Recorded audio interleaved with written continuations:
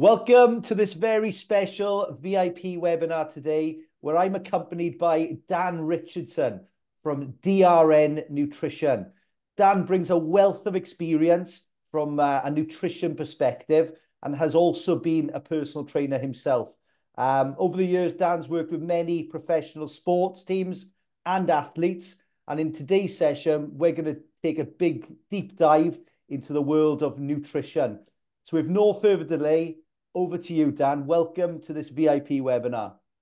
Thank you. No, I appreciate you having me today. I do want to apologise for those that might be hearing my nasally voice a little bit today. I'm currently down with COVID, but by no means was I going to miss this webinar today, because I think it's so important that we discuss the topic of nutrition from a personal training perspective. I've lived and breathed it, and then I suppose with my continuation of my journey, gone on to be a nutritionist by trade and almost dropped the PT handle a little bit from there. But I suppose a good place to start, James, would be my background and going through a little bit of that. So taking it right back, probably 10 years ago now, I'm trying to think when I was 16, 17 at college, I was doing a BTEC in sport and exercise sciences. And as part of that, I got to do my personal training qualifications for free, which I thought was brilliant while I was at college. Didn't think I'd actually use them. And I didn't actually know why I was doing it, but just for some reason was gravitated towards personal training and looking towards doing some form of personal training.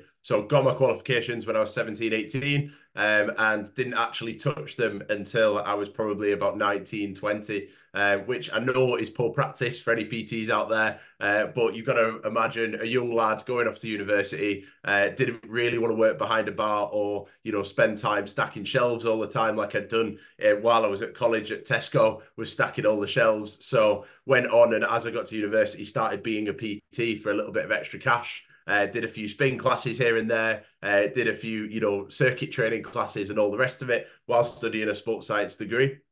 Continued to PT into my master's degree in sports nutrition, which I'm sure we'll touch on the best qualification for nutritionists and for PTs a little bit later on. But while I was studying, continued to PT during that time. And then actually there was an interim period between getting a full-time job as a nutritionist, where I was actually a full-time PT for a little while, and then sadly had to let go of kind of all of the clients that I've been working with, and really enjoyed kind of building up that core base. But there's a few things that I did that I'm sure we'll touch on today, which helped me build a better client base by using nutrition as a bit of an active tool that stood me out differently from the rest of the kind of the PTs that were in my gym, and also some of the areas that I put some emphasis on that allowed me to make better touch points with my clients and give them almost a bit more of a, I suppose, like we're talking about today, VIP experience at the gym, as opposed to just feeling like they had a singular PT working with them. So yeah, now I suppose I reside in Manchester. I'm still a Yorkshire boy at heart, hence the accent hopefully still coming through with this COVID. But I work with many different sports athletes, teams, etc., such as Leeds United, Team Bath Netball. I work with the University of Nottingham, so I work with the broad array of Olympic athletes that they host at their university sites, from archery to fencing to rugby to football, etc. And then I also work privately, or under that umbrella, I work privately as DRN Nutrition, as we were joking about, not to be mistaken for DNR, which is do not resuscitate. We want to make sure we get that right. DRN Nutrition from there, and actually work with an array of different clientele there, from gyms to health clubs to also professional athletes. So we'll touch on that as to how I still work within the gym industry as a nutritionist, and only specifically as a nutritionist now, as opposed to a personal trainer. Love it, Dan. Amazing. And fair play for you soldiering on throughout COVID as well to be with us today. But I mean, your vocational route is quite interesting, because I actually went through exactly the same route as you. After school, went to college. It was back in the days where BTECs were accessible. And I kind of didn't really know what I wanted to do, but I knew I loved sport and I loved fitness. And sports science was a great sort of pathway. Nowadays, it's a bit different with personal trainers. And you touched on a great point there of using nutrition as your unique selling point, as your tool to differentiate yourself from other personal trainers. We now work in environments where it is hyper competitive, and having that differentiator is a vital part. So if we touch on that first, we can then look at what the dynamics of DRN nutrition looks like. So if If you go Yeah. back to when you were operating as a PT, how did that manifest? How did you kind of put yourself as the nutrition expert within your gym environment? Yeah, definitely. I think first and foremost, it can be difficult because everybody in a gym environment is competitive. Everybody has their USP. You know, we had guys in there that were specifically focused on calisthenics training. We had other ones that were specifically focused around getting your IB for six pack. We had others that were, you know, female health or female specific. And it was trying to find my niche in the gym, and knowing that I had the sports science side of things and going on to be, you know, a master's student in nutrition, I had to kind of find that niche and find the area where I could kind of, you know, become somebody who wasn't already at the gym. And ultimately, it was quite difficult because realistically, I wanted to be the sports scientist, and you know, because I had that degree. Yes, it had an element of nutrition, but ultimately didn't have the full nutrition quals at that period of time. But it just allowed me to be, you know, a little bit different because ultimately nobody really knows what a sports scientist does in a gym. And nobody's really looking for a sports scientist to start telling them that their gait movement's not correct, or that they're, you know, that they're going to get a better VO2 max or whatever those stats that we use as sports scientists might be. So that's where I led to kind of go down the route of looking towards nutrition and how I can use nutrition to support my clients, but then also use it, like you mentioned, James, as a USP to support those that wanted a little bit more, and get that from there. Ultimately, the best way of doing that was group-based workshops. And actually, it's something that I still do to this day with, you know, private gyms, and private clubs. And I go in as their USP almost, that they've got a nutritionist on board, and then it's not just delivered by the PTs at that gym anymore. It's delivered, you know, by an actual nutritionist. So yeah, what I used to do was first and foremost, especially with January coming round, and I'm sure this will be out prior to that, is like a new year, new me, habit tracking nutrition plan.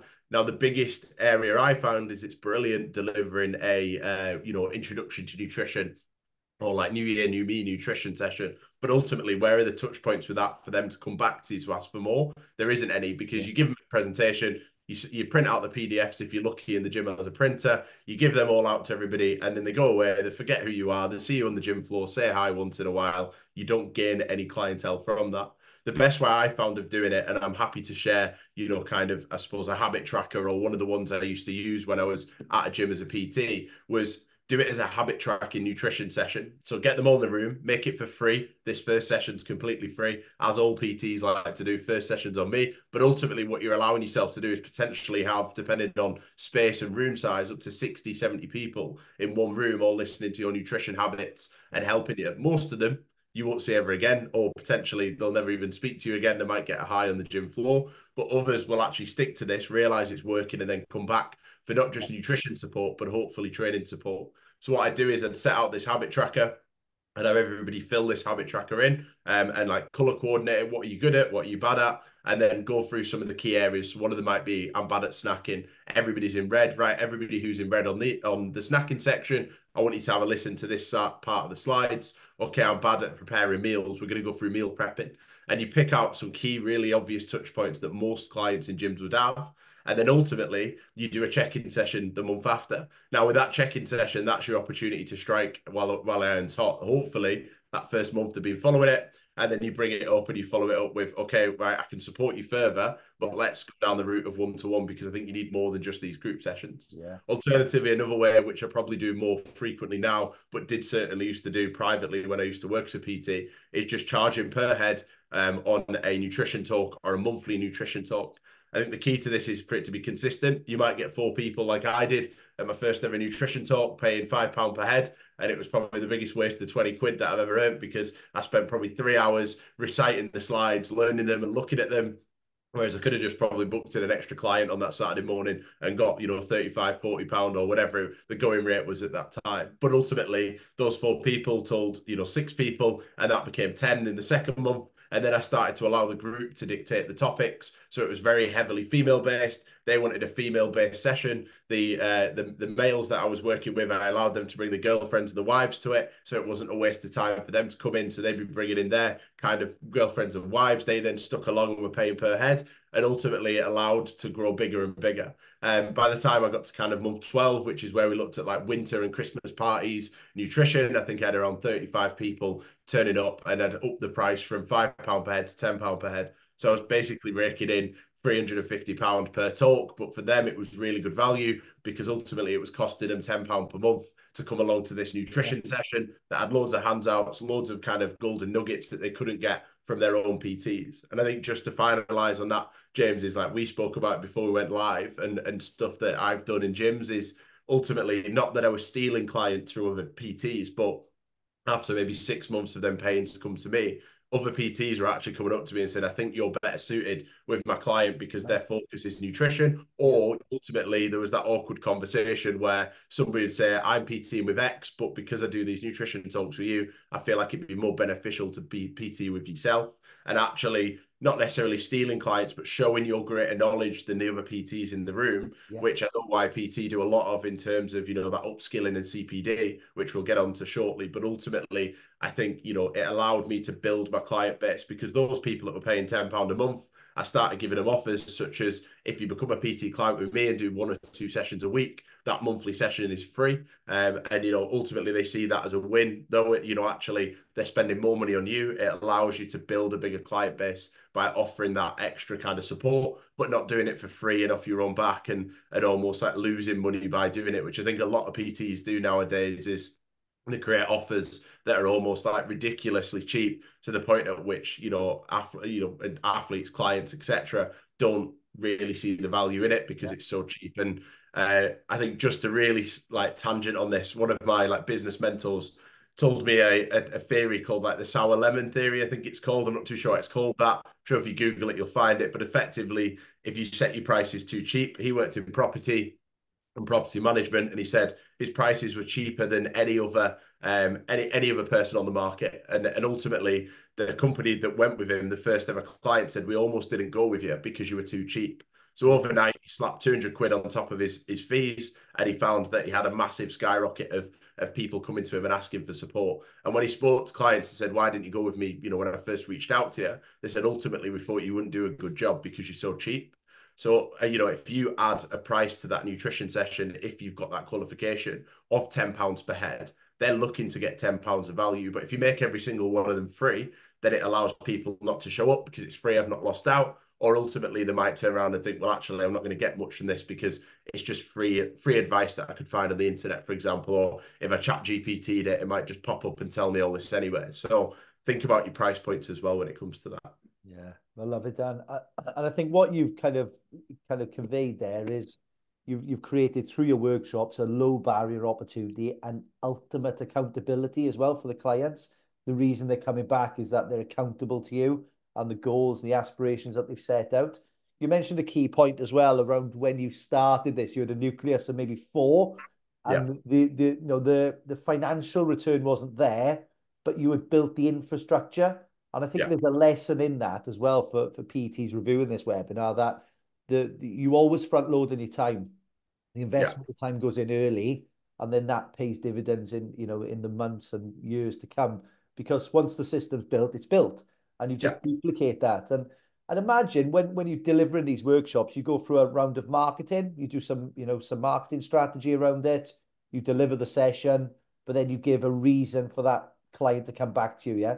yeah, Is where I 100%. go from there. But this sounds amazing, and you can apply that method to any skill set, couldn't you? It could be Oh yeah. nutrition, could be strength and conditioning, it could be power, but it's relevant to you and your expertise. So that's fantastic. So we've got a good kind of flavor there, Dan, of the in-gym mechanism and what PTs can be delivering as a unique selling point. So tell us a little bit about DRN Nutrition now, and let's explore that and what you do on a day-to-day basis and how you have now found yourself working with professional sports teams as well. Sorry, coughing away there. No, I think, what the way it started for me, and it's something that really resonated with me, James, there that you just said is, you kind of start small as like, and then it kind of just grows and duplicates as it does. And I think that was I suppose, the founding start of DRN Nutrition, because ultimately I'd come off the back of, ironically speaking, as I'm sat here with COVID, off the back of the COVID lockdowns, with a little bit of, lack of hope. I basically worked at Warrington Wolves Football Club for around a year and a half as their head of nutrition. So I came out of uni, started as their performance nutritionist, worked my way up to be their head of nutrition. And that was me I've made it in life. This is what I wanted to do. I've gone from PT to pro sport, and I've made it to that point of being able to, be the head of something and really manage like my own team and do nutrition. And then ultimately COVID struck, we went into lockdown, we came in and out, in and out. And then by 2021, end of the season, it was very much a case of we've ran out of budget. We're kind of struggling here,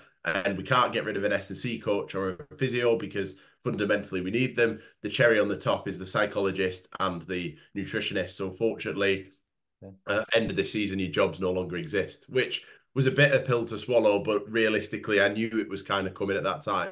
Yeah. So once I'd found out this, and again, seeing jobs out, they'd run out of money. I think it was in like the October to pay me, but the season didn't end because it had been extended to like the mid-November, kind of early December. And I said, look, I'll stay on for free, but allow me to kind of document a lot of what I'm doing so I can start building a consultancy off the back of it, if that's okay with you. They were completely fine with it because I was turning up 5 days a week, ultimately not getting paid. I picked up some online nutrition clients, so kind of tapped up a lot of my own personal training clients and said, does any of you kind of need nutrition support? I know COVID's hit, etc., etc. Would you like some help? Which obviously most were like, absolutely, more than happy to do some online nutrition. And I, started offering that whilst doing the Warrington stuff as well. And they were brilliant with me, to be fair, because they found a bit of a budget that wasn't full-time, but it was like a consultancy, I suppose, rate that they had available. So my first consultancy, which is quite rare for a lot of nutritionists, was actually with a rugby league club that was, at the time competing at the top of Super League. I think they've started to make a bit of a return, but they had a poor season. Still follow them a little bit. They had a poor season last season, building their way back up. But ultimately, my first actual paid client was a professional rugby league team, which, again, still you'd think would be like everybody would start snapping you up. You've got all these credentials, everything else, and it ultimately took a bit of time. I think I messaged in one of the lockdowns 380 directors of sports at schools. Wow. On LinkedIn. So I remember having a spreadsheet where it was like, hasn't responded, has my proposal, and like edited it every day because, again, in COVID, we had all that time in our hands to actually do business development. So sat there kind of peppering all of these directors of sports to try and buy a singular nutrition session from me. I thought, well, if I've delivered it in school, in gyms, schools will probably want it as well. So let's look at exploring the private school sector. So I went down that route of focusing on schools at one point.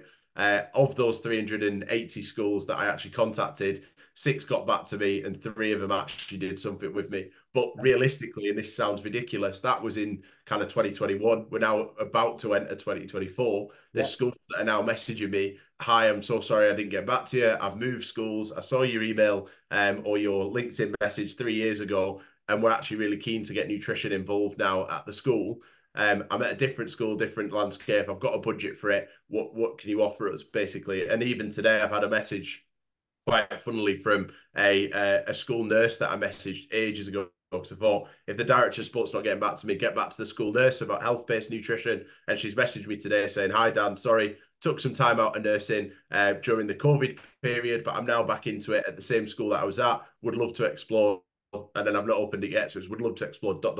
So I'm ready to kind of go back into that. Absolutely. Yeah, but this is the thing: is cast your net, and cast your net everywhere. And I think that's one thing with DRN is that I don't really have a sector that I work in, and I'm at a point now, and this is probably where I need to business develop. Is I'm at a point now where I've kind of gone from a consultant to a business, but I'm still a one-man band. I'm still the guy that's sending out the invoices. I'm still the guy that's emailing. And I'm sure so many PTs will resonate with this. And I'm trying to work out, and ultimately this is probably problem solving that I need support with as well to open up is, do you opt for, another consultant? So for example, if you're a PT, do you opt to take on another PT that can manage the workload of clients? Or do you take on someone that's in administration or administrative that can do the emails, the booking in and all of that kind of stuff? Yeah. Or do you take on like an operations manager that can plug all your calendar and diary together so that I know where I am and what I'm doing? And ultimately, that's a challenge I face at the moment is, as I grow, do I want another nutritionist delivering a standard that I hope is as good as mine? Yeah. Or do I want somebody who's more business development kind of organized and that side of things? So yeah, realistically with DRN, I say we're everywhere, but like schools, professional, amateur, sport, and then looking towards kind of like the health-based stuff. So I Yeah. think probably the most important area of today's session is the gym workshops that I offer. So, I work across a couple of gyms, not too many, I say a couple, Yeah. probably like 4 or 5. Some they have quarterly workshops with me, others they do every month. One of the ones that I've just signed, that's quite local to me near Manchester and Whitefield, they're looking to do like a January Get Fit in 5. So they're doing like a early workshop of like habit tracking, and then looking towards that kind of like late January, focusing on, I suppose, the other aspects of, kind of how do we build the habits across the year. With that comes, again, I'm happy to kind of, explain all of this as well. With that comes, 12 videos to their client base, because that's a good point for them to have that professional quality video sent out. Yeah. And they cover a different topic of nutrition each time. And then finally, they've got the quarterly sessions as well. So it's kind of like with some gyms, it's very much come in once a month, deliver something, disappear. Others, it's very kind of structured and tiered in Yeah. terms of how they want it delivering, which I think is great for me because I get to explore kind of what I used to do as a PT and try different things and new things, but it works really well for the gyms as well. So I think just last thing for me as well, James, on this is you mentioned earlier about marketing.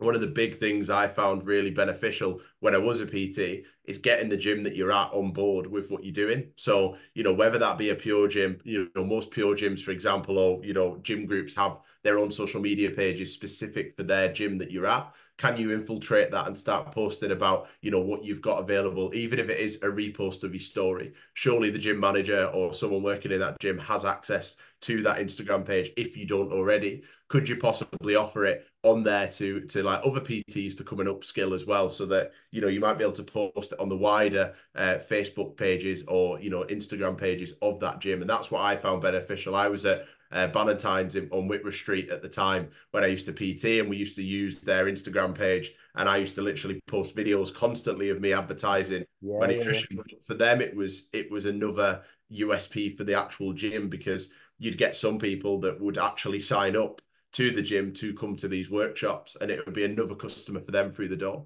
So you've got to see like it's almost both ways. They're helping you, but ultimately they've got a little bit more added value, which is rare in a gym sometimes, because not all gyms offer that added value, especially when it's internal. I think can be quite beneficial. 100%. Yeah, you've certainly got to link arms. You've got to work, with operators and Yeah, partners to get best outcomes. But there's some great value in that there, Dan. And what I got is you've got a clear value proposition, and that has allowed you to diversify into different industries as well. And I think that's really powerful. And credit to you for developing this and putting in the graft.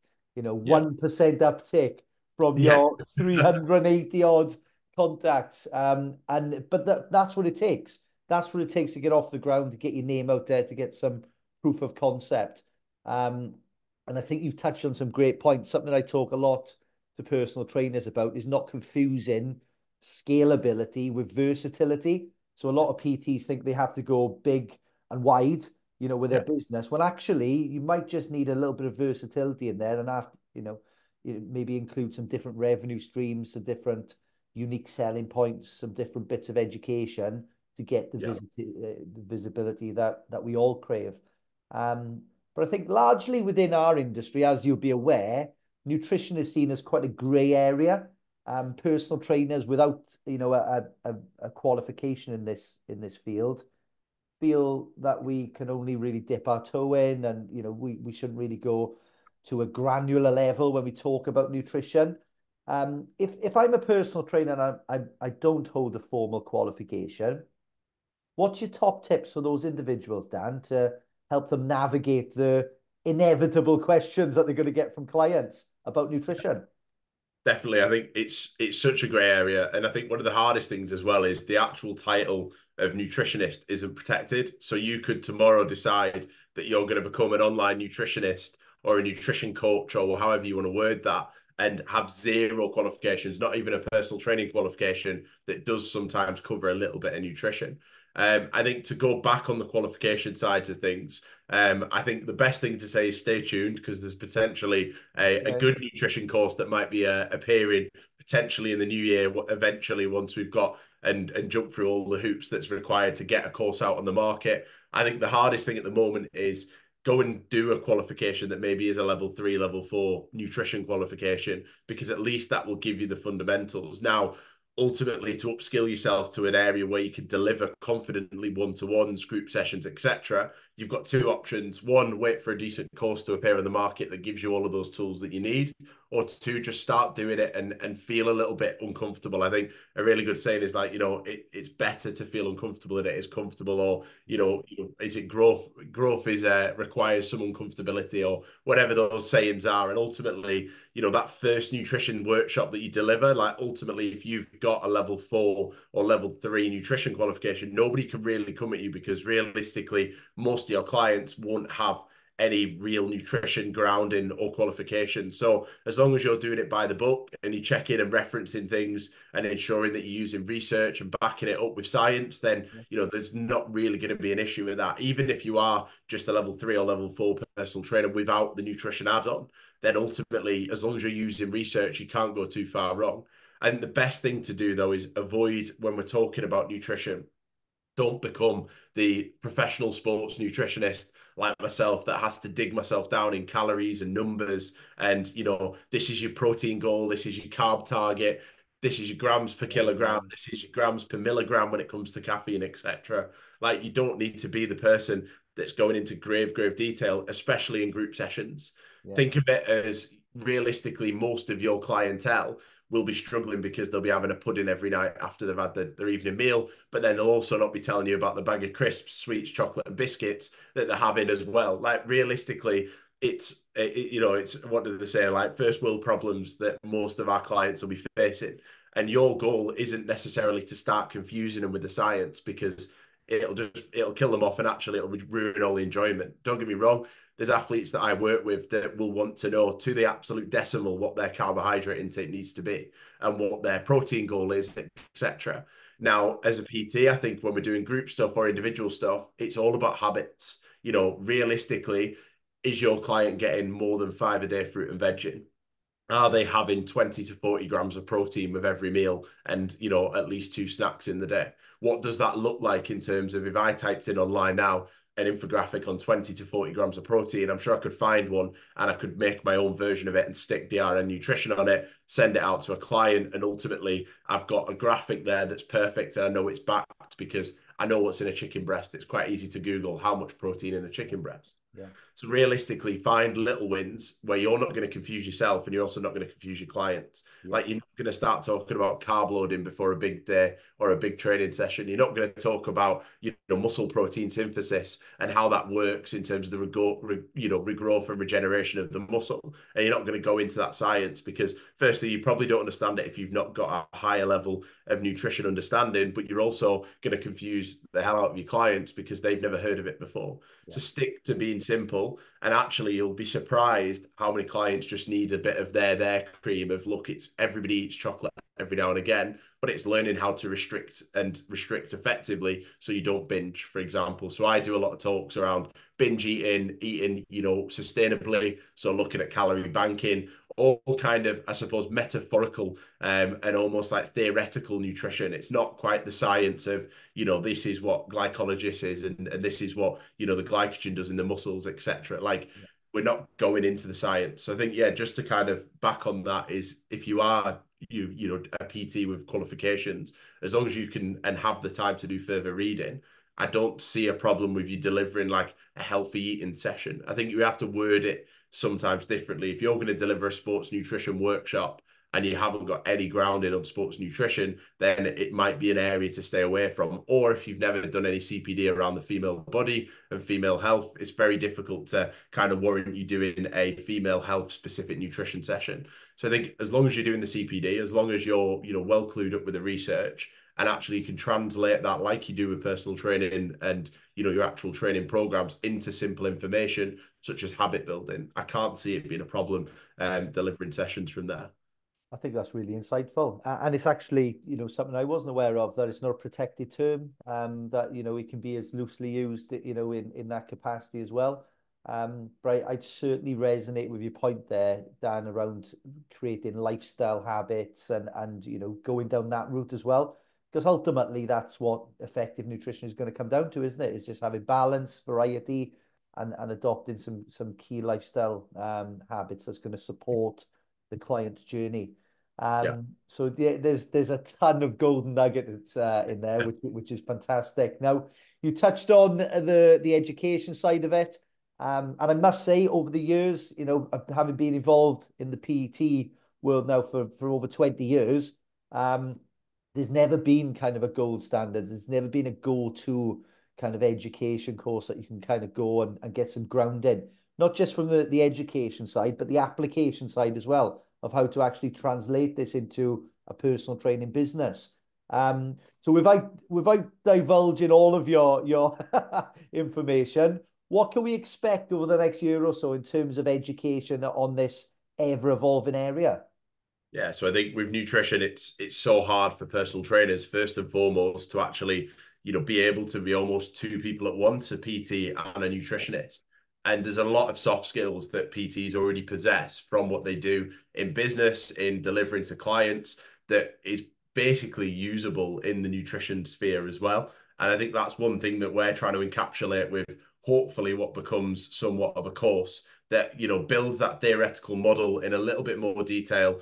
So looking at some of the niche areas of, like I mentioned earlier, female health, female nutrition, looking towards eating for religion, for example. So how do you face and tackle a client that may be experiencing demands from their religion to allow them to be able to still maintain health, such as during Ramadan, for example, or even during Lent, for example. Can we use that to an advantage of giving up something that's going to benefit our health, etc. And then also looking towards how we actually do what we've been talking about today. So how do you deliver those specific kind of I suppose topics and areas? What are the buzzwords, what are the buzz topics that we can use when it comes to delivering group and individual sessions?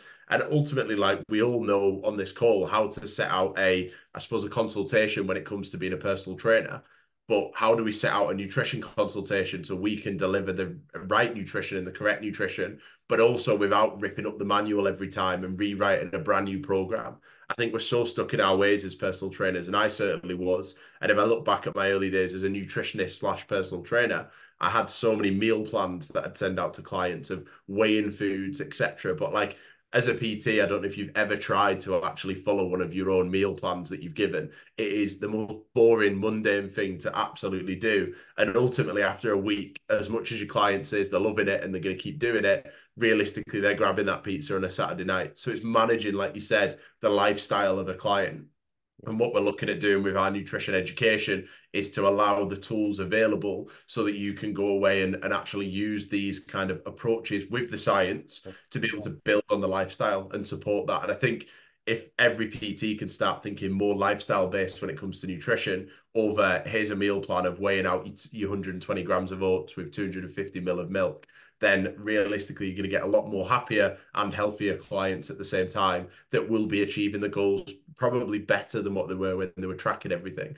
Don't get me wrong, there's a time and a place to track. I certainly track still with some clients, but I do it more, intuitively and give them recommendations on what they're currently eating instead of ripping up their current meal plan or decisions and choices and saying, this is what you've got to stick to get your six pack. Ultimately, it doesn't have to be like that. You can put the emphasis on just making smart choices across the day.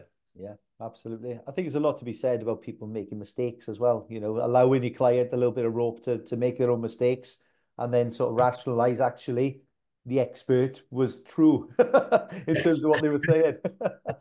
But that's really great and so refreshing to hear that there's actually some thought in there that yes, we can give a personal trainer all the correct education around nutrition, but then the tools to apply it to their business is the crucial part.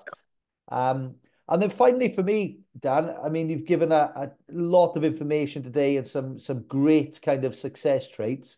If any of our personal trainers want to get in contact with you or find out more about yourself and the nutrition side of the business, how can they go about doing that? Yeah, so I think we can share these as part of the video as well. If anybody wants to reach out, Instagram's probably the easiest place to grab me, which is just at DRN Nutrition. Don't forget the double N. I'm not a doctor, like most people get that wrong as well. With Doctor Nutrition, I've been introduced as before, but it is actually DRN and then nutrition afterwards. Or feel free just to email me directly. I'm quite keen on just getting back to people as and when. And ultimately, you know, if there's something that you want to ask, or there's a question you have, or potentially you're laying out your 12-month plan for 2024, delivering a nutrition session across the year for your clients, then more than happy to kind of help with supporting that and helping you deliver on that. So you can email me, which is just dan@drnnutrition.co.uk. So nice and easy to find me on there. But any kind of questions from today, or any kind of thoughts, or, you know, areas that you want to discuss with myself, more than happy for you to reach out and kind of have a chat with me around that. Dan, you're a legend. Thank you so much for today. It's been really insightful. We've got loads of information. Really grateful for your time and look forward to speaking again soon. Definitely. Thank you very much.